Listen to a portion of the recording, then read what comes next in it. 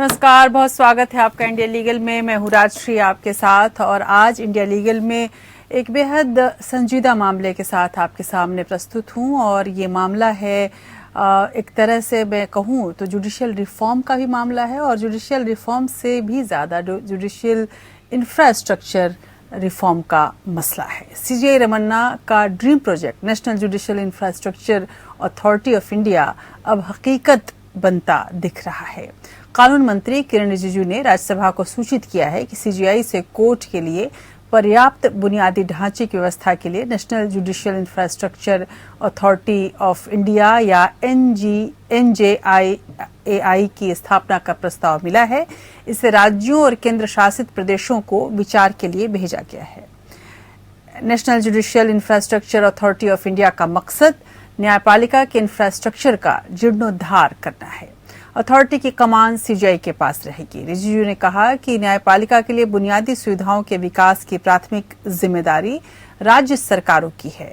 लचर court infrastructure देश की न्यायपालिका का एक ऐसा काला सच है जो कि अभिशाप की तरह हमारे सामने आता है। पेंडेंसी, कोर्ट रूम की कमी, सुविधाओं की कमी, अपर्याप्त ऑनलाइन तंत्र, ऐसी तमाम खामियां हैं जो न्याय वितरण प्रणाली को न केवल प्रभावित कर रही हैं बल्कि उसकी वजह से न्याय मिलने में इतनी देरी हो रही है कि लोगों का विश्वास तक हिल जाता है। निचली अदालतों में बुनियादी ढांचे की कमी के बुनियादी कारणों में से एक है फंड की कमी या फिर उनका उचित उपयोग न होना, जिस पर सीजीआई रमन्ना ने जोर भी दिया है। कुछ समय पहले एनवी रमन्ना ने इस बात पर खेद व्यक्त किया था कि देश में न्यायिक बुनियादी ढांचे को मजबूत करने के लिए उपलब्ध संसाधनों का पूरी तरह से उपयोग नहीं किया जा रहा है। अगर आंकड़ों से हम बात करें तो ये बात साफ हो जाती है कि अदालत के बुनियादी ढांचे के विकास के लिए राज्यों और केंद्र शासित प्रदेशों को केंद्र प्रायोजित योजना यानी कि सेंट्रली स्पॉन्सर्ड स्कीम्स या सीएसएस के तहत 2019-20 में स्वीकृत कुल 981 करोड़ 98 लाख रुपयों में से केवल 84 करोड़ 9 लाख का उपयोग 5 राज्यों द्वारा संयुक्त रूप से किया गया, यानी कि 91% फंड का इस्तेमाल नहीं हो सका। इसीलिए सीजीआई रमन्ना के प्रस्ताव में अधीनस्थ न्यायालयों के बजट पर एनजेआईएआई की पकड़ को अहमियत दी गई है। वित्तीय स्वायत्तता की बात भी इसमें कही गई है। अगर केंद्रीय फंडिंग के मौजूदा फंड शेयरिंग पैटर्न पर हम गौर करें तो 8 उत्तर पूर्वी और 3 हिमालयी राज्यों के लिए केंद्र 60% फंड देता है और 40% राज्यों का अंशदान है। केंद्र शासित प्रदेशों को 100% फंडिंग मिलती है, लेकिन फंड की कमी के कारण केंद्र ने सीएसएस में 70% की कटौती की है। राज्यों ने भी अपने योगदान में 30% की कटौती की है। ऐसे में कोई आश्चर्य नहीं कि फंड की कमी ने सीजीआई को पैसे के सही उपयोग पर जोर देने के लिए मजबूर किया है। न्यायमूर्ति रमन्ना के सीजीआई पद की शपथ लेने के ठीक बाद सीजीआई कार्यालय ने विभिन्न राज्यों में 6000 निचली अदालतों का सर्वेक्षण किया। इससे निकले परिणाम बेहद निराशाजनक थे। करीब 100 कोर्ट कॉम्प्लेक्स में महिलाओं के लिए वॉशरूम तक नहीं था। देश में न्यायिक अधिकारियों की यदि हम बात करें तो कुल स्वीकृत संख्या 24,280 है, लेकिन उपलब्ध कोर्ट हॉल की संख्या सिर्फ 20,143 थी, जिसमें 620 किराए के हॉल भी शामिल थे। 10% अदालतों में इंटरनेट की उचित सुविधा नहीं थी। इन आंकड़ों ने न्यायालयों की जीर्ण अवस्था की पोल खोली है। बात अगर वर्चुअल इंफ्रास्ट्रक्चर की करें तो 2004 में कानून मंत्रालय के आदेश के तहत ई कोर्ट्स प्रोजेक्ट्स की शुरुआत की गई थी। इस प्रोजेक्ट का मकसद था न्यायालयों की वर्चुअल इंफ्रास्ट्रक्चर को विकसित करना। आज इस प्रोजेक्ट को शुरू हुए करीब 18 साल हो गए हैं। अभी दूसरा चरण जारी है। महामारी के दौरान जब वर्चुअल अदालतों का चलन चला तो कोविड के दौरान विकसित किए गए वर्चुअल इंफ्रास्ट्रक्चर ई कोर्ट परियोजनाओं ने मजबूती तो हासिल की, लेकिन काफी काम बाकी रहा, ये भी साफ तौर पर स्पष्ट हुआ। अदालतों और जनता को वर्चुअल सुविधाओं का अभी तक पूरा लाभ नहीं मिला है। ऐसा इसलिए है क्योंकि नई प्रणालियों और सेवाओं को अपनाना कम ही रहा है और या फिर हम कहें कि उसको लेकर बहुत उत्साह नहीं रहा। न्यायिक कर्मचारियों को ट्रेनिंग भी उतनी नहीं मिल पाई है, जिसकी वजह से भी ई कोर्ट बनाने की जो कल्पना है वो अभी तक जमीन पर नहीं उतर पाई है। डिजिटल प्रोसेसेस को व्यवस्थित करने की सख्त जरूरत है, ये सभी महसूस करते हैं। अभी दस्तावेज आधारित प्रक्रियाओं और डिजिटल प्रक्रियाओं दोनों का समानांतर रूप से पालन किया जा रहा है, यानी कि हाइब्रिड मॉडल आप कह सकते हैं। इससे इन एफिशिएंसी और लागत दोनों ही बढ़ जाती है। अब जब NJIAI का प्रपोजल राज्यों को भेजा गया है तो सबकी नजर राज्यों के प्रतिक्रियाओं पर है। अभी तक न्यायपालिका केंद्र और राज्यों के बीच सामंजस्य की भी कमी रही है, इसे भी अब सही करना होगा, ऐसा CJ रमन्ना ने भी कहा है। समस्याएं और चुनौतियां काफी हैं, इनका सामना कैसे किया जाए ये सवाल भी बड़ा है। कोर्ट इंफ्रास्ट्रक्चर पर चर्चा करने के लिए आज हमारे साथ एक बेहद अनुभवी पैनल जुड़ रहा है और इनसे हम बात करेंगे और इस पूरी जो समस्या है, जो पूरी उलझन है और जो सपना है, इन सब के बीच तालमेल कैसे बिठाया जाए, इस पर हम एक समाधान लाने की आपके सामने कोशिश करेंगे। लेकिन इस वक्त एक रिपोर्ट के जरिए देखते हैं कि आखिर कौन सी ये चुनौतियां हैं जिनका सामना आज की तारीख में हमारी अदालती दुनिया, हमारी न्यायिक प्रक्रिया कर रही है।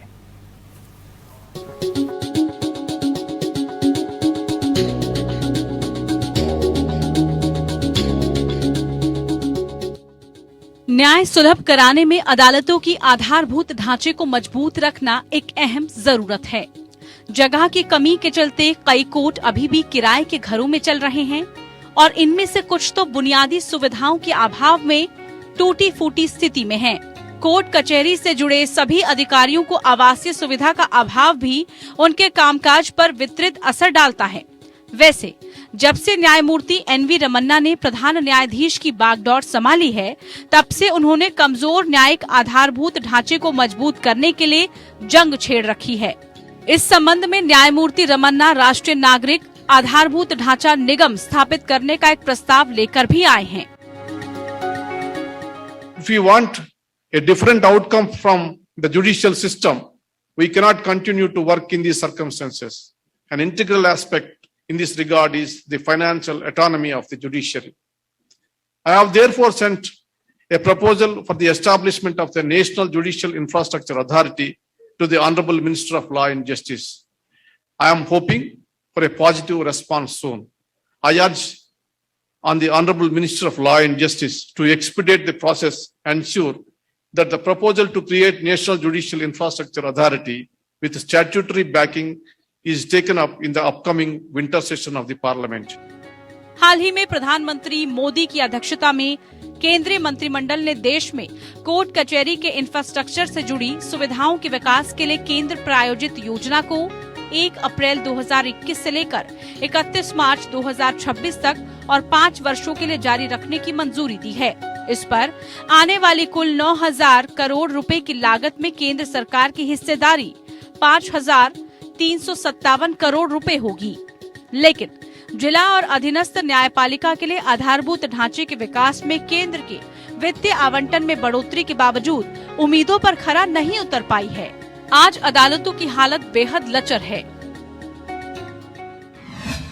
केवल 5% अदालत परिसरों में बुनियादी चिकित्सा सहायता उपलब्ध है। 26% अदालतों में महिलाओं के लिए कोई अलग शौचालय नहीं है। 16% अदालतों में पुरुषों के लिए भी शौचालय नहीं है। लगभग 50% न्यायालय परिसरों में पुस्तकालय नहीं है। 46% न्यायालय परिसरों में शुद्ध पानी की भी सुविधा नहीं है। 32% अदालतों में ही अलग से रिकॉर्ड रूम है। सिर्फ 27% कोर्ट में ही जजों के टेबल पर कंप्यूटर लगे हैं। 73% जजों के टेबल पर तो फाइलें ही रहती हैं। बुनियादी ढांचे को मजबूत करने में जहां फंड की कमी है, तो फंड का सही इस्तेमाल भी नहीं हो पा रहा है। अलग अलग राज्यों को फंड देने में पारदर्शिता की कमी है। राज्यों के फंड आवंटन में कोई साफ पैमाना नहीं है। 1993 में न्यायपालिका के आधारभूत ढांचे की जरूरत का समाधान करने के लिए एक विशेष योजना बनाने का केंद्र का फैसला एक दूरदर्शी कदम था, लेकिन योजना की रूपरेखा में कमी, अनियमित फंड, केंद्र राज्य समन्वय में कमी, राज्य स्तर पर स्वामित्व की अनुपस्थिति, पारदर्शिता और उत्तरदायित्व की कमी ने इसे प्रभावित किया है। Bureau report.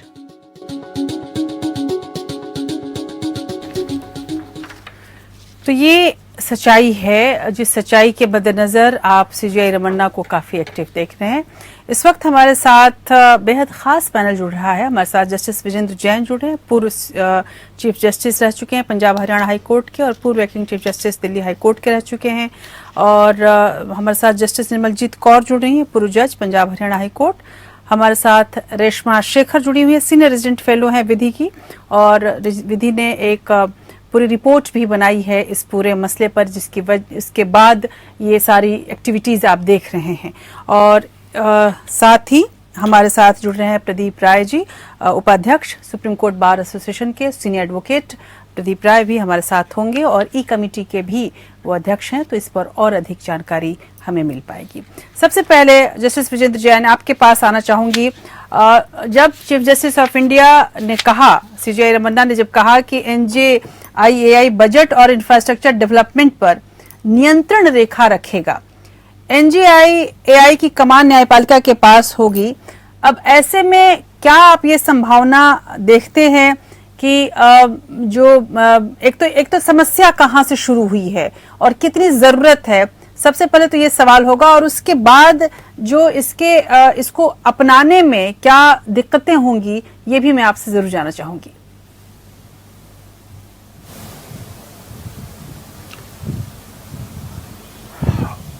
बहुत अच्छा आपने विषय चुना, अपना जिसके जुडिशियल इंफ्रास्ट्रक्चर के बारे में, जो चीफ जस्टिस ऑफ इंडिया ने नेशनल जुडिशियल इंफ्रास्ट्रक्चर अथॉरिटी बात की है in the context of financial autonomy of the judiciary. जी। Now first we have to, as you said, we have to analyze what is the basic problem.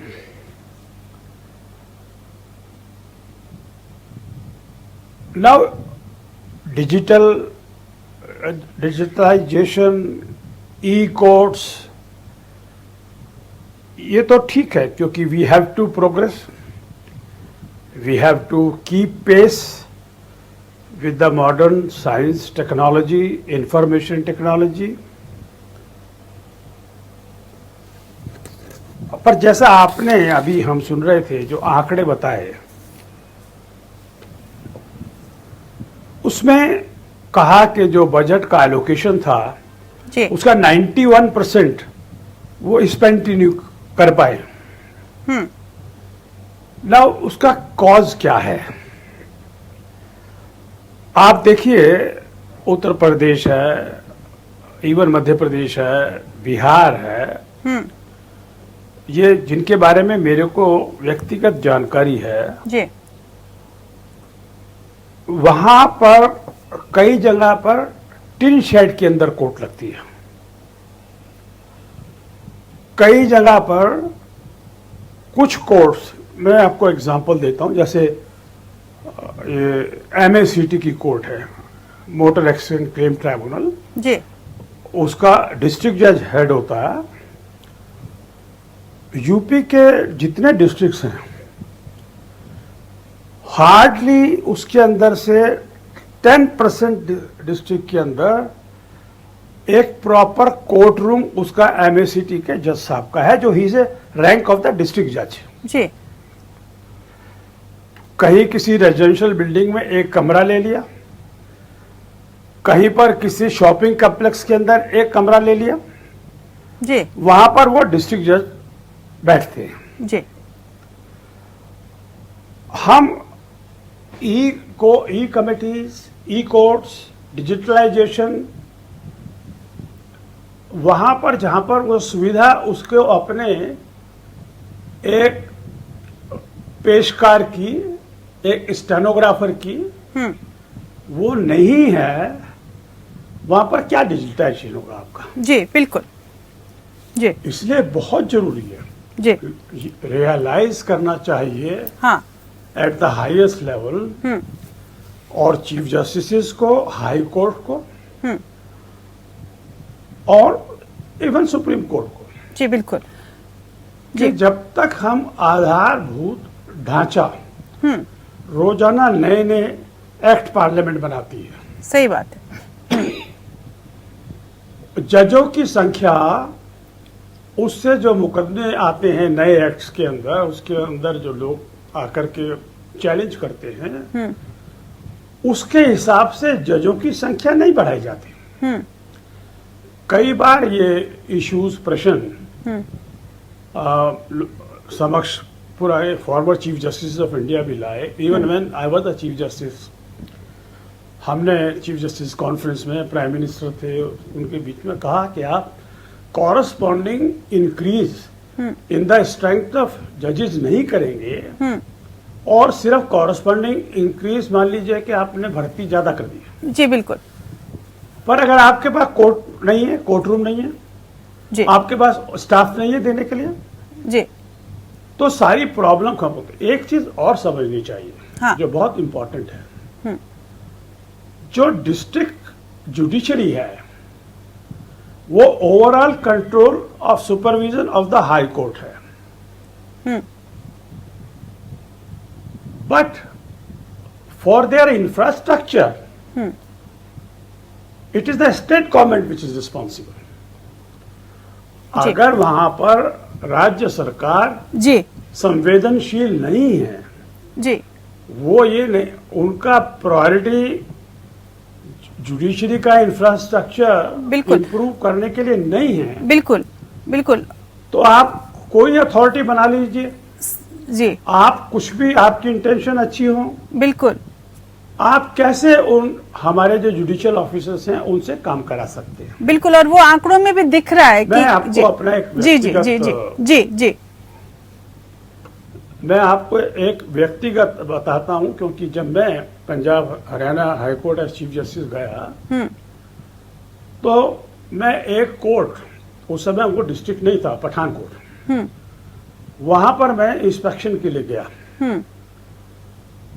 तो जैसा अभी आपने कहा कि इवन प्रॉपर टॉयलेट्स नहीं है, तो I also, because I drove directly from Chandigarh से मैं सीधा गया वहां पर पठानकोट, तो हमने कहा कि भाई चलिए हमको किसी टॉयलेट में ले चलिए, हमको लघु शंका करनी है। अब वो बेचारे वहां पर जो डिस्ट्रिक्ट जज, एडिशनल डिस्ट्रिक्ट जज नंबर 1, क्योंकि वो डिस्ट्रिक्ट नहीं था, डिस्ट्रिक्ट गुरदासपुर था, जी वो बेचारे शर्माते हुए मेरे को अपने कमरे में ले गए, जो उनका कोर्ट रूम था।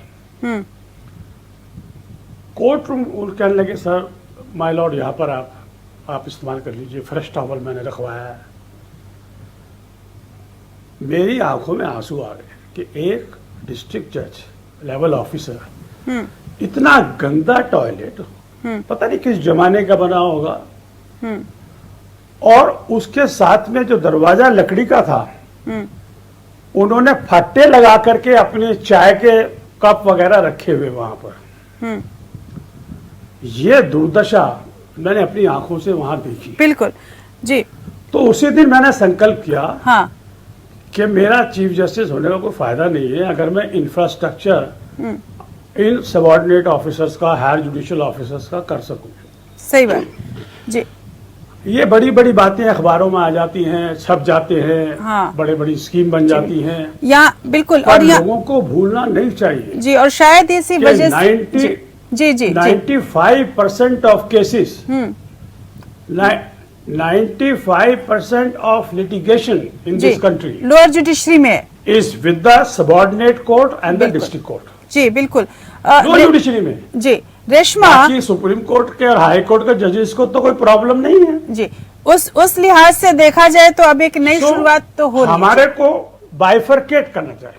जी बिल्कुल। और प्रदीप जी, अब मैं आपके पास आना चाहूंगी, जैसा कि जस्टिस विजेंद्र जैन ने भी बताया, लेकिन जब सीजीआई रमन्ना के national judicial infrastructure authority of India के प्रपोजल को हम देख रहे हैं, तो एक वकील, वरिष्ठ अधिवक्ता होने के चलते, सीबीआई के वाइस प्रेसिडेंट होने के चलते, किस तरह से आप लोग इस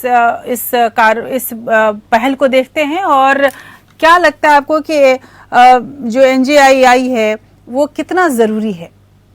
भारत के मुख्य न्यायाधीश जस्टिस NB रमन्ना ने जो ये प्रस्ताव रखा है भारत सरकार के समक्ष, और भारत सरकार ने जिसे स्वीकार किया, ये अपने आप में ये दिखाता है कि किस तरह से भारत के मुख्य न्यायाधीश इस मामले को लेकर के गंभीर हैं, और जो न्यायालयों के अंदर जो क्षमता की कमी है, जिस तरह से न्यायालयों के अंदर आपको जो वास्तविक जरूरतें हैं, जैसे कि आपकी कुर्सी मेज तक नहीं मिलता है, कागज नहीं मिलते, कई बार ऐसा होता है कि कमरे नहीं है, कक्ष नहीं है, सुनवाई के लिए जगह नहीं है, वकीलों के बैठने की जगह नहीं है, न्यायाधीशों की कमी है कई न्यायालयों के अंदर। तो ये जो प्रस्ताव की स्वीकृति भारत सरकार ने की है, ये बहुत ही अच्छा कदम है, और इसके लिए भारत के मुख्य न्यायाधीश माननीय जस्टिस NB रमन्ना साहब को बहुत बहुत बधाई, क्योंकि ये जो काम था ये आसान काम नहीं था, और सरकार ने इसको स्वीकार किया। इसके लिए मुझे लगता है कि आने वाले कुछ सालों में इसका जो असर है वो देखने को हम लोग को मिलेगा। Then Reshma, then why was NJII needed in the first place? Can it bring about changes all by itself? Do you think so? Because this is really a very, our ambition is too high. So do you think that is it possible that in first place, if NJII is there, it can make change?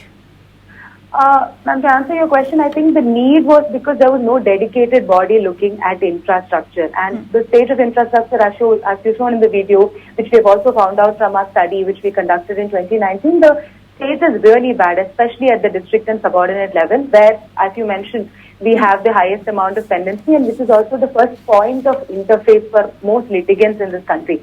So the task is onerous, but it's actually, that lies on the implementation, how that actually gets taken forward, right? And also, especially with respect to the composition of NJII that's currently been proposed. So it's not something that's already on the ground, so we need to see how it actually will. What we see is that what is missing is the presence of domain experts. Because what you see currently are representatives from the judiciary, representatives from the district, members of the PWD, Finance, Department of Justice, who have to be there because it's ultimately the coordination between these various departments as well as the officials. Yes. But also who we need in order to make sure courts are more accessible spaces, inclusive spaces, and they are also designed with a universal design concept in mind. We need the presence of domain experts who are currently entirely missing in the composition of NJII. Yes. Reshma, यहाँ पर मैं आपसे सवाल पूछना चाहूंगी, जब अगर हम चीफ जस्टिस ऑफ इंडिया की बात देखें तो उन्होंने ये साफ कहा है कि अगर NJII अगर आता है तो इससे, जैसा कि अभी जस्टिस विजय जैन ने भी कहा, कि जो सच्चाई है उसमें एक बिल्कुल ग्राउंड पे परिवर्तन होगा, बुनियादी ढांचे में परिवर्तन होगा, और उसके लिए प्लानिंग, उसका विकास, उसके रखरखाव और जो पूरा मैनेजमेंट के लिए रोड मैप तैयार करेगा, और ये उसी तरीके से काम करेगा, ये अथॉरिटी वैसे ही काम करेगी। आप कैसे इस पॉलिसी के इस विजन को देखती हैं? क्या आपको लगता है कि ये अथॉरिटी वाकई जितनी बड़ी समस्या है उतनी बड़ी समस्या को हल करने में सक्षम हो पाएगी? Thank you for the question, and also I completely agree and empathize with what Justice Vijayendra ji was telling us about the state of infrastructure that is currently there. As for the question on whether NJII is going to be the single solution to that problem, that is something that remains to be seen.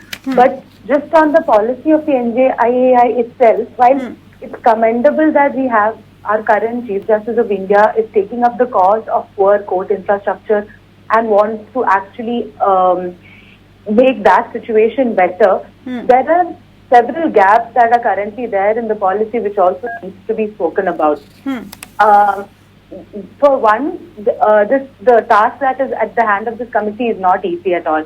It also starts with, at present, the only document that lays down standards or guidelines is the 2012 National Court Management Systems Committee report on court development planning systems.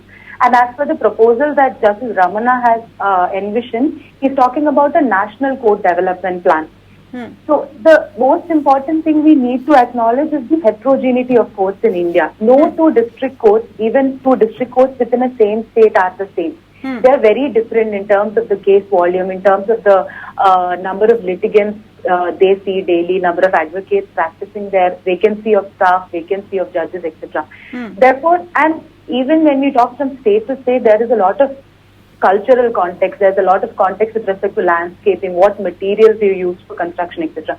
So it is really not possible for a central body to lay down standards and guidelines or a roadmap to that extent. So this NGIAI should be, if it is being set up, it should be set up in a as decentralized fashion as possible, so that, like Justice Vijayendra ji already mentioned, the district courts are ultimately under the administration of the High Court. Justice Manjeet Kaur, जैसा कि अभी justice Virendra Jain ने भी बताया कि उनके क्या experience रहे जब वो एक छोटी सी जगह पे पहुंचते हैं और एक छोटी सी अदालत में पहुंचते हैं, और तब वहां पर क्या एक्सपीरियंस रहे.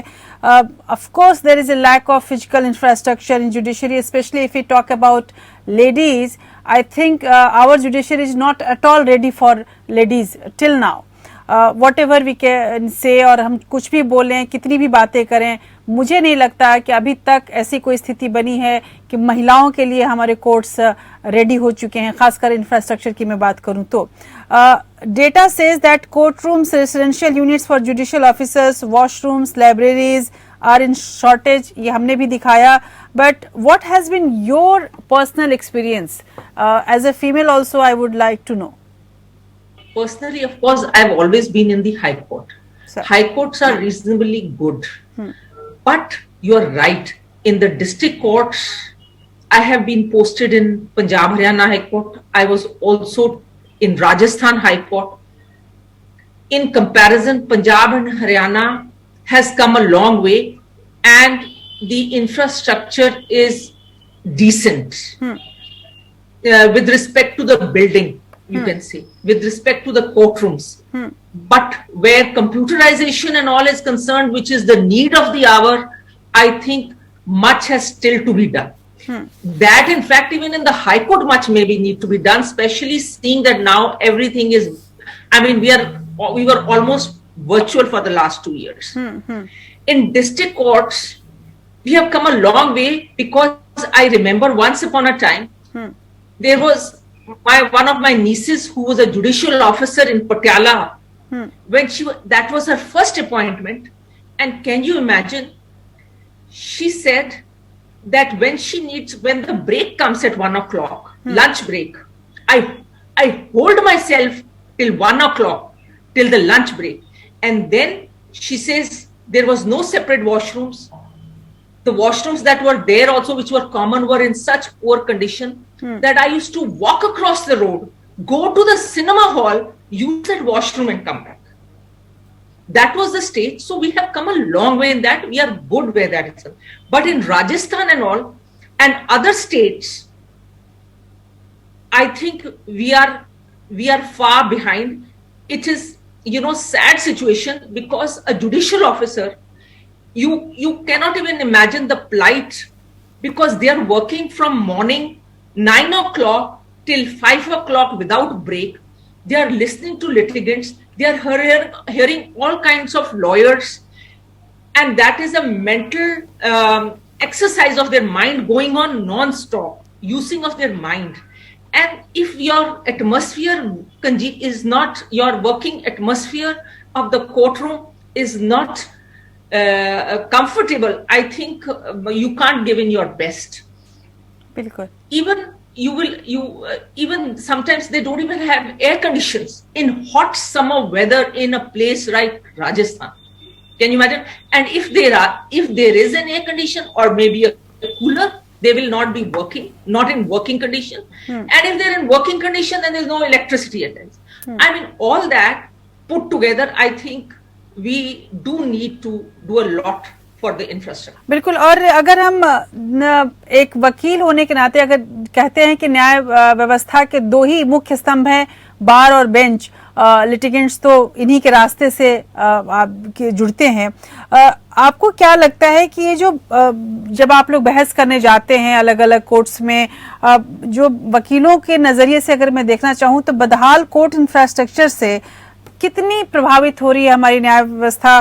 जो जस्टिस डिलीवरी का सिस्टम है वो कितना प्रभावित हो रहा है? जब भी कभी आप देखेंगे कि न्यायालय के अंदर जब व्यवस्था की कमी होती है, कक्षों की कमी होती है, आप न्यायालय के अंदर वकीलों के बैठने की जगह नहीं हो, लाइब्रेरी नहीं हो, जजेस को पढ़ने की व्यवस्था नहीं हो, तो आप जो एक कमी इंफ्रास्ट्रक्चर में होती है, जो ये संरचना में कमी होती है, इसको लेकर के न्याय व्यवस्था का प्रभावित होना अपने आप में बिल्कुल लाजमी है। क्योंकि कई बार ऐसा होता है कि न्यायाधीश टाइपिस्ट नहीं है तो टाइप नहीं कर सकते या करवा नहीं सकते। कई बार ऐसा होता है कि रिसर्च प्रॉपर उनको नहीं मिलता। कई बार अधिवक्ताओं के पहुंचने में दिक्कत होती है, उनके चैम्बर में जगह नहीं होती, इनके पास चैम्बर नहीं है। इन सारी समस्याओं का एक मुफ्त समाधान निकलेगा तो निश्चित तौर पे जो न्याय की व्यवस्था है उस पर इसका सीधा फर्क पड़ेगा, और इसी से ये रास्ता निकलेगा कि जो भारत की प्रक्रिया है न्याय व्यवस्था की, वो बेहतर और सुदृढ़ और अच्छी बने। जस्टिस विजेंद्र जैन, ये सारी सच्चाइयां जानकर ऐसा लग रहा है जैसे हम 21वीं सदी में नहीं बल्कि 18वीं सदी में अभी भी रह रहे हैं। बट एक सवाल सबसे बड़ा ये है कि अब जब हमने ये सच्चाई सामने है कि हमारे कोर्ट रूम में कोर्ट्स के जो इंफ्रास्ट्रक्चर्स हैं वो बिल्कुल ही खराब है, लेकिन इस डेवलपमेंट के लिए फंड की जरूरत है। अगर हम फंड की बात करें तो आप चीफ जस्टिस भी रह चुके हैं, क्या आपको लगता है कि न्यायपालिका के पास पर्याप्त पैसे होते हैं इस तरह के डेवलपमेंट के लिए? अगर हम सेंट्रली स्पॉन्सर्ड स्कीम में बात करें तो 70% की कटौती कर दी गई है, अब राज्यों के बजट में 30% की कमी हो गई है। ऐसे में आपको क्या लगता है कितना प्रभावित होगा ये इंफ्रास्ट्रक्चर डेवलपमेंट? मैंने कहा कि सवाल यह है कि कहना आसान होता है, करना मुश्किल होता है। मेरा तो ये मानना है कि जो कॉन्स्टिट्यूशनल स्कीम है और खास तौर से जो पावर हाई कोर्ट में वेस्ट करती है, वो अगर वहां पर एक संवेदनशील चीफ जस्टिस जाता है जिसको ये कमिटमेंट लगता है कि मेरे को जुडिशियल इंफ्रास्ट्रक्चर को ठीक करना है, मेरे को वैकेंसीज बढ़ानी है, मेरे को जुडिशियल एकेडमी के अंदर अच्छा करके अच्छे लोगों को ला करके फर्स्ट क्लास ट्रेनिंग हमारे जुडिशियल ऑफिसर्स को देनी है, तो मेरे को तो कभी कोई फाइनेंशियल क्रंच नहीं हुआ। मेरे पास 2 स्टेट थे, पंजाब और हरियाणा। मैंने आपको बताया, मैंने जो आपको उदाहरण दिया था पठानकोट का, उसके बाद मेरे एक मुहिम बन गई। हमारे यहाँ इन हाउस हम चीफ जस्टिस एक कमेटी अपॉइंट करता है, वी वर्क थ्रू कमिटीज, क्योंकि चीफ जस्टिस अकेला क्या कर सकता है, इतना एडमिनिस्ट्रेटिव काम होता है। तो उसमें वो कमेटी बनाते हैं कि भाई देखो ये डिस्ट्रिक्ट हम पहले चूज कर रहे हैं, हमको इनका जुडिशियल इंफ्रास्ट्रक्चर पहले ठीक करना है। मैंने अपने 2 साल से कम के कार्यकाल में 19 कोर्टों को बिल्कुल कई जगह नई कोर्टें बनाई जी, कई जगह रेनोवेट किया जी। आज पंजाब और हरियाणा की स्थिति ये है कि मेरे ख्याल में कंट्री का बेस्ट इंफ्रास्ट्रक्चर अगर कहीं है जहां पर के वकीलों के बैठने के लिए, महिलाओं के टॉयलेट के लिए, लिटिगेंट के हॉल के लिए जी, नॉट ओनली समटाइम कूलर पर जहां एयर कंडीशन का भी इंतजाम है जी, first time in the history of the country जी। लेकिन कोर्ट रूम के अंदर जो मजिस्ट्रेट के भी और जी, तो जस्टिस विजेंद्र जैन, क्या आप ये मानेंगे मजिस्ट्रेट और डिस्ट्रिक्ट जी जी जस्टिस विजेंद्र, मेरा सवाल अब अगला ये होगा कि क्या फिर आप ये मानेंगे कि एक तरफ जो हम ये कह रहे हैं कि फंड की कमी है, दूसरी तरफ ये भी सच्चाई है कि 2019-20 के अगर आंकड़ों की मैं बात करूं तो 5 राज्यों में 91% फंड इस्तेमाल ही नहीं हुआ।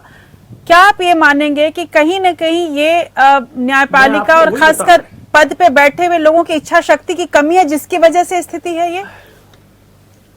जी, मैं यही आपसे समझाने की कोशिश कर रहा था और जो व्यूअर्स हैं इसमें देख रहे हैं कि अगर आप अपना एज ए चीफ जस्टिस आपका कमिटमेंट है कि मेरा कमिटमेंट जुडिशियल इंफ्रास्ट्रक्चर को ठीक करना है, तो राज्य सरकार कुछ भी करेगी, रिलेक्टेंटली पैसा देगी आपको। जी पैसा तो वही देगी, बिल्कुल।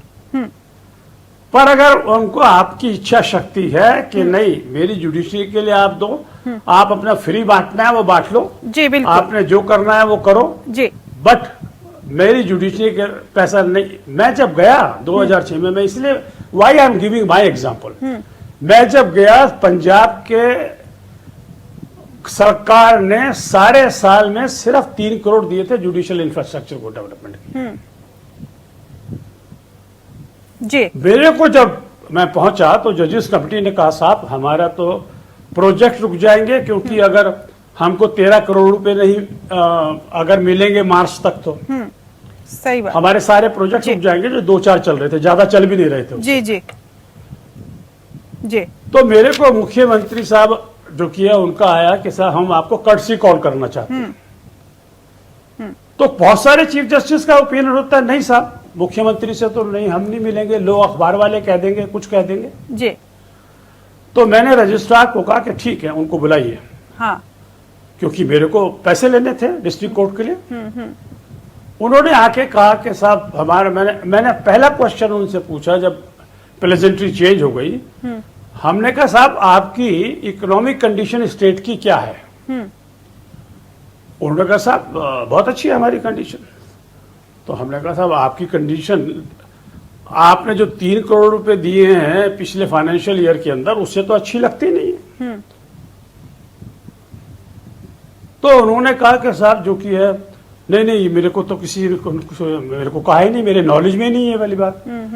तो मैंने कहा कि मुख्यमंत्री आपकी नॉलेज में नहीं है तो ये आप जाने और आपके ऑफिसर जाने। जी तो उन्होंने कहा मैं अपने चीफ सेक्रेटरी को कल सुबह आपके पास भेजता हूँ, जो है आप बता दीजिए। मैं कहा साहब मेरे पास मत भेजिए, मैं तो चीफ सेक्रेटरी वगैरह से मिलता नहीं हूँ, क्योंकि पॉलिटिकल डिसीजन आपने लेना है, उन्हीं के एडवाइस पे लेना है, फाइनेंस सेक्रेटरी के एडवाइस पे लेना है, उनके एडवाइस पे लेना है। जी मेरे को तो 13 करोड़ रुपए सुबह सैंक्शन लेटर आप भिजवा दीजिए, I will be very happy. बिल्कुल। तो इसका एंड मतलब टू माई सरप्राइज जी। सुबह मॉर्निंग के अंदर वो 13 करोड़ रुपए जो की है जी आ गया। जी इसका मतलब कि इस प्रकार मैं भी और बात नहीं करना चाहता, मैं सिर्फ मेरा कहने का मतलब ये है, जी what I am emphasizing, हाँ. I think because other people will have time and then I will also have to ji go. Ji ji National Judicial Infrastructure Authority. It's a very good idea, but how to implement it? Chief Justice of India as the chairman, how will know that in Darbhanga a court is required, immediately this problem is there. This power, either they should have the judges, chief justice, appointed committee of the infrastructure committee in the high courts, which can coordinate. Because ultimately it's a certain issues of constitutional provisions will come in. बिल्कुल। Can a National Judicial Academy is created? Reshma आपके पास आना चाहूंगी। I was just going through with this policy. In this NJIAI, physical infrastructure is the main point in this whole policy. आपको क्या लगता है कि इसमें कहीं कोई और भी चीजों को जोड़ने की जरूरत है? और फिजिकल इंफ्रास्ट्रक्चर की बात करते हैं तो ऑफ कोर्स वो सबसे बड़ी कमी है, उसको शायद इसी वजह से प्राथमिकता दी गई है। इसके पीछे क्या कारण सबसे ज्यादा आप देख रही हैं?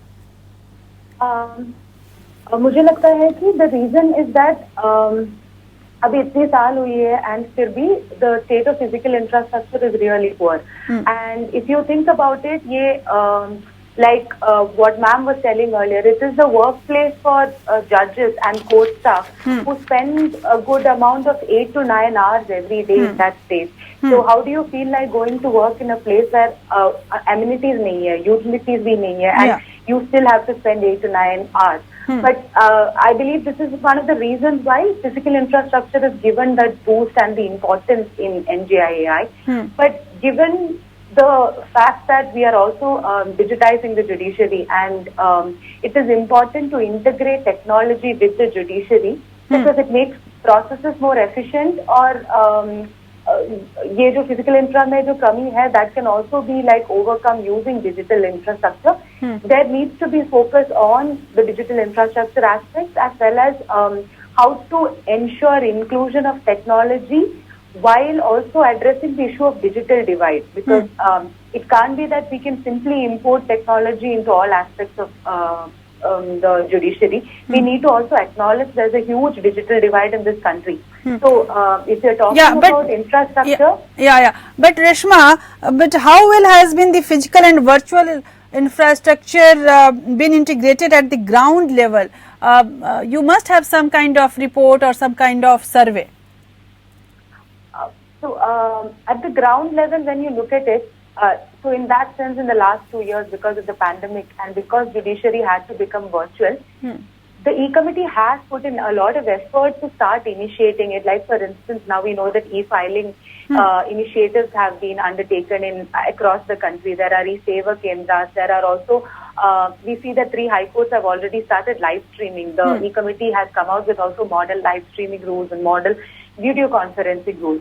But on the ground, if you look at it, there are several issues, which is the core of one of them being the digital divide. So when we say digital divide, it is not just the unavailability of smart devices like laptops or tablets or smartphones, which would definitely need to access this, right? It's also a question of internet connectivity and also bandwidth. And on this, particularly, as you mentioned in the beginning, our Chief Justice's survey itself says that 27% of the judges' dais don't even have a computer. 10% of the courts are having no access to internet. So in that situation, how do you integrate like services, right? When the basic hardware or software itself is missing. Actually, Justice Nirmaljit Kaur wants to react on your this reading. What is your experience regarding lack of virtual infrastructure, Justice Nirmaljit Kaur? If not only computers, internet, e-filing systems, online hearing, these all comes under virtual infrastructure. At the district level courts, how this shortage of affecting judicial work? I think in that, where that is concerned, the less said the better. Level of district courts are whatever way they seem to be struggling with it. It is almost negligible. Even high courts, I don't think, at least even in, I am told, even in in Punjab Haryana High Court, where that is concerned, there is regular breakdown of the internet. There is regular breakdown of the system, etc. And it is never a smooth running of the during the virtual hearing. All this is what I have heard all of them say, so that they are facing a lot of problems. I mean, it's not smooth or it's not so comfortable. Especially if you have to do 100% virtual, it can be quite taxing. Chief justice ने तो एक अपनी पहल रखी है सबके सामने, लेकिन अगर हम कोर्ट इंफ्रास्ट्रक्चर की बात करें या बार के इंफ्रास्ट्रक्चर की बात करें, तो SCBA क्या पहल कर रही है? आप लोग क्या नया कर रहे हैं जिसकी वजह से न्यायिक व्यवस्था में और तेजी लाया जाए और आधुनिकता देखने को मिले? जहां तक सुप्रीम कोर्ट बार का सवाल है, तो सुप्रीम कोर्ट बार इस कदम का पहले ही स्वागत कर चुकी है, क्योंकि न्यायाधीश जो अपने जस्टिस रमन्ना सर हैं, इनकी एक सोच है कि जब कभी भी ये कुछ देखते हैं तो चाहते हैं कि इसको हम बेहतर कैसे कर सकते हैं। किसी भी चीज को बेहतर करने की और बेहतर सोचने की जो उनकी प्रक्रिया है, जो उनकी प्रवृत्ति है, ये व्यवस्था को और अच्छी बनाती है। और इसीलिए उनका हम लोग बिल्कुल शुक्रिया भी करते हैं, धन्यवाद भी देते हैं, क्योंकि ये अब बात केवल भारत के सुप्रीम कोर्ट की नहीं है, ये बात अब जिला न्यायालयों से लेकर के हाई कोर्ट से लेकर के सुप्रीम कोर्ट तक, यहां तक कभी हाल में माननीय जस्टिस रमन्ना साहब ने AOR एसोसिएशन के लिए कमरा दिया, सुप्रीम कोर्ट बार को कमरा दे रहे हैं, वकीलों के खाने पीने की जगह की जो दिक्कत होती है उसका भी ख्याल करते हैं। तो ये चीज ऐसी है, ये ऐसी सोच है जो कि अगर न्यायाधीशों के अंदर रहे और भारत की जो संस्थाएं हैं इसके प्रति जागरूक रहें और साथ साथ सरकार भी इसको मान ले, तो ये अपने आप में न्याय व्यवस्था का, जो कि एक बिल्कुल अस्थायी और एक आवश्यक वस्तु है, आवश्यक चीज है, जो कि रूल ऑफ लॉ के लिए जरूरी है, ये भारत के फंडामेंटल राइट्स को, जो मौलिक अधिकार हैं जो नागरिकों के, उनकी सुरक्षा के लिए जरूरी है। तो ये जो चीज, ये बिल्कुल सही कदम है उनका, और मैं इसके लिए उनको बहुत बहुत धन्यवाद देता हूं। सुप्रीम कोर्ट बार एसोसिएशन माननीय जस्टिस रमन्ना का इसके लिए धन्यवाद देने के साथ साथ स्वागत करती है कि उन्होंने बहुत अच्छा ये काम किया है। विजेंद्र जैन, ये दो तस्वीरें आपने देखी, हाल फिलहाल हमने बहुत ई कोर्ट किया, वर्चुअल कोर्ट किया। अब जो ये सच्चाई है कि जहां पर बहुत सारी कमियां हमें देखने को मिल रही है, पहला सवाल हमारा आपसे यही होगा फिर, एक तो ये कि अगर ये सारे हम इंफ्रास्ट्रक्चर में लाते हैं तो क्या आपको लगता है कि इंफ्रास्ट्रक्चर डेवलपमेंट के लिए एक प्रशासनिक विंग की जरूरत पड़ेगी, एक एडमिनिस्ट्रेटिव विंग की जरूरत पड़ेगी, और अगर ये जरूरत पड़ती है तो क्या वो एक उपाय है जो हर तरह के डेवलपमेंट के लिए एक रास्ता बना पाएगा? देखिए, मैंने आपको एम्फेसाइज कर रहा हूं पहले से, उनका एक proposal chief justice of India का है। मैं वहां तक तो सहमत हूं कि जो फाइनेंशियल ऑटोनॉमी है वो मिलना चाहिए हाई कोर्ट्स को for the creation and getting the funds from the state government. उसके अलावा कोई एपेक्स पे बैठ करके गांव की और मुफस्सल की कोर्ट को कोई डेवलप नहीं कर सकता। जी, India is such a vast country and the country where still 60% of the people or the litigant, they don't understand what digitalization means, what video conferencing means. So therefore, you have to go to the grassroots ground realities to identify the problems, create the basic infrastructure at the Mufassil level and the district courts, then only you can synchronize whatever system you have. Everybody knows, and my colleague on this panel have also said, how when in a system, our platform, even in Supreme Court, they used to have breakdown in hearings. In High Court, even Supreme Court observed, a Chief Justice of Madhya Pradesh High Court wrote to the Supreme Court, please save us, get on some better system. We are doing arbitration now in pandemic or by virtual mode. 70% time it's breakdown. Sometimes we don't hear voice, sometimes the picture is not clear, then sometimes the screenshots are not there, some lawyers are not prepared on the computer for do that. So it's good. We are going to that direction ultimately, but please, for God's sake, go first to the root cause at the ground level, then talk of a hybrid thing, then talk of digitalization, then talk of e-court. E-court is possible. Every high court is now trying to have e-courts, e-filing, everything. But it is possible in a subordinate court, in a subdivisional court? Nothing. There is no infrastructure. They don't have a place to sit. What kind of digitalization you will do in the country for judiciary? बिल्कुल। तो ऐसे जी, कितनी उम्मीद बांधे हम एनजेआई से, कितनी उम्मीद बांधे हम जस्टिस विजेंद्र जैन?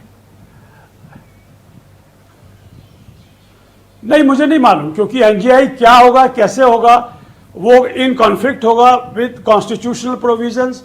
स्टेट की पावर है, लॉ एंड जुडिशरी की, हाई कोर्ट की पावर है, कॉन्स्टिट्यूशनल पावर है, उन सबको अमेंडमेंट होगा, क्या होगा मुझे नहीं मालूम जी। अब एक बड़ा सवाल ये भी है कि अगर हम ये पूरी सब चीजें देखें, इसमें हमें कई तरह के एक तरह से जैसे मैं बार बार कह रही हूँ, कड़ियां जोड़ने में बहुत मुश्किल होगी। हम एक तरफ ई कोर्ट की बात करते हैं, लैंग्वेज की प्रॉब्लम होती है, कई जगह पे इंफ्रास्ट्रक्चर की प्रॉब्लम है। It's like problem is big, we don't have solution right now. So what do you think if we talk about data, the funding is the main problem. What do you think that NJIAI will work on it, and that will be it will come with some solution? So as you mentioned in the beginning, the CSS has been again revised, and a total of 9,000 crore has been promised under the revised guidelines, and out of which the center will bear 5,357 crores, right? But the problem isn't really just, it cannot be just singularly said that it's a lack of funds. So my colleagues at VP Center for Legal Policy had actually undertaken a study on an evaluation of the CSS scheme, which started in 1993. And some of the findings they had was that, one, the data on this entire funding, judicial funding, is really missing. So that's where the transparency and accountability lies. So if the judiciary was willing to publish this data on a more regular basis, how much was received, how much was spent, what were the court halls constructed, what was the residential accommodation, that will bring about the element of transparency and accountability which is really needed. This will allow for public discourse to happen. This will allow for better checks and balances, so you can actually identify the real issues with it. And what the study also finds out is that the issue lies in planning, actually, a better and a scientific planning of these funds. And there also still lies a lack of understanding, or at least a unified understanding between the states and the central about how the scheme actually works. And the center is of the opinion that they will be providing 60% and the state has to match the 40%. States believe that whatever they spend, 60% of that is going to be matched by the center. So it's, and also, as we said, right, there are so many departments involved in this. There is the PWT, there is the Ministry of Department of Revenue, of Ministry of Finance. There's also the Departments of Justice at the state level, and then we have the High Court who's coordinating it for the district court. So then the NGIA has to, the framework will have to be there for better coordination, better communication, and proper planning and management of the funds. And it cannot be on a year-on-year basis. The planning has to be futuristic. They need to plan in advance to see, identify the gaps and plug the gaps. So the task is not easy, like I mentioned. Yes. But your question on whether NGIA is going to be the single solution for it is only time will tell. And Yes. it really needs to be well thought out and more decentralized for it to not turn out to be one of another, just a central agency who's going to have large visions which cannot be implemented on ground. बिल्कुल। Justice Nirmaljit Kaur, आपसे भी ये जरूर जानना चाहूंगी, बिल्कुल, कि जिस तरह से सभी का है कि भाई एनजेआई से उम्मीद तो बांधी जा सकती है, लेकिन सब कुछ एनजेआई नहीं कर सकती, और सभी को बार को भी कुछ करना होगा और बेंच को भी कुछ करना होगा। हर किसी को कुछ ना कुछ अपनी तरीके से कोशिश करनी होगी। जो चीफ जस्टिसेज हैं उनको भी एक्टिव होना होगा, और इस पूरे सरकार और न्यायाधीश और तमाम लोगों को, एक राज्य सरकार, केंद्र सरकार, सभी को एक प्लेटफॉर्म पर आकर कुछ नया सोचना होगा। लेकिन अब मैं अगर इलेक्ट्रॉनिक फैसिलिटीज की बात करूं, जैसा कि आपने जिक्र किया, और जो सबसे बड़ी चुनौती के रूप में हमारे सामने है, और एक तरफ चुनौती है और शायद वही सोल्यूशन भी है कि हम ई कोर्ट्स की ओर ज्यादा बढ़ें, पेपरलेस कोर्ट्स की ओर ज्यादा बढ़ें। मैं आपसे जरूर जानना चाहूंगी कि किस तरह से सबको प्रॉपरली ट्रेनिंग दी जाए, किस तरह से इलेक्ट्रॉनिक फैसिलिटीज को यूज किया जाए। ये भी जैसा कि आपने बताया कि बहुत लोग नहीं जानते हैं। अगर ऐसा करना हो तो आखिर वो रास्ता क्या हो जो कि एनजीआई में जरूर शामिल किया जाना चाहिए? The judges that are coming now, probably the younger lot, they are more high tech and they are more comfortable with it. But some of them who closer to my age or little our level, senior level, maybe they need help to operate it, and they cannot do it on their own. Training is very necessary for them to be able to do it at themselves. Even during virtual hearing, if you think that the judge could just put a click and go ahead with the whole system, no, they needed about 1 or 2 people around to help them operate it. और शायद इस वजह से ये तो तय है कि एनजीआई एक अच्छी पहल के रूप में जरूर देखा जाएगा, लेकिन उसको अगर जमीन पर उतारना है, जमीनी हकीकत बनानी है, तो जमीनी हकीकत आज की ये है कि केंद्र सरकार में, राज्य सरकार में, न्यायपालिका के बीच और तमाम न्यायाधीशों के बीच बहुत सारे कम्युनिकेशंस गैप हैं, और उन सभी को भरने की, और जैसा कि मैं बार बार कह रही हूँ कि बार और बेंच दोनों को एक ही मंच पर आने की, और इसके साथ साथ सरकारों को भी न्यायपालिका में कितने सुधार की जरूरत है इसके प्रति ज्यादा संवेदनशील होने की जरूरत है। और तमाम जो न्यायाधीश हैं उन लोगों को भी शायद ये समझने की ज़रूरत है कि ये उनकी व्यक्तिगत जिम्मेदारी है कि उनके सबऑर्डिनेट्स और उनके तमाम जो छोटी अदालतें हैं उनके नीचे वो सभी सही तरीके से काम करें और इसके लिए उनके पास सही व्यवस्था हो। ये सब कुछ एक साथ एक अलाइन जिसको बोलते हैं वो करने की ज़रूरत है, जो कि एक बड़ी चुनौती है। हालांकि शुरुआत तो हुई है, शुरुआत अच्छी भी मानी जा सकती है क्योंकि अभी तक सरकार भी उस पर काफ़ी मुखर दिख रही है। तो उम्मीद से हमारा दामन खाली नहीं है और इस उम्मीद में कि बहुत जल्द हम एक आदर्श न्यायपालिका और आदर्श न्यायिक व्यवस्था में आगे बढ़ेंगे। उस व्यवस्था को अगर हम इस संदर्भ तक रखें, आदर्श तो हमारी न्यायपालिका आज भी है, लेकिन इस आदर्श की बात हम अगर इंफ्रास्ट्रक्चर के रूप में समझने की कोशिश करें तो बहुत जल्द हमारे सामने होगी। और इसी उम्मीद के साथ आज इंडिया लीगल में इतना ही। अगले हफ्ते फिर आपके सामने आऊंगी एक नए विषय के साथ। नमस्कार।